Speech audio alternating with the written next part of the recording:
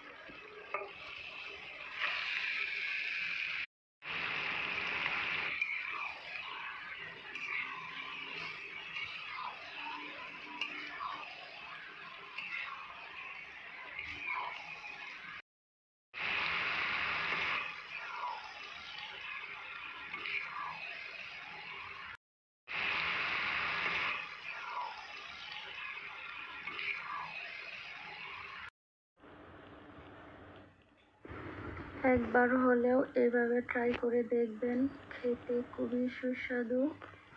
Next video পেতে আমার চ্যানেলটিকে সাবস্ক্রাইব করে পাশেই থাকুন। ভিডিওটি দেখার জন্য সবাইকে অসংখ্য ধন্যবাদ। আল্লাহ হাফেজ।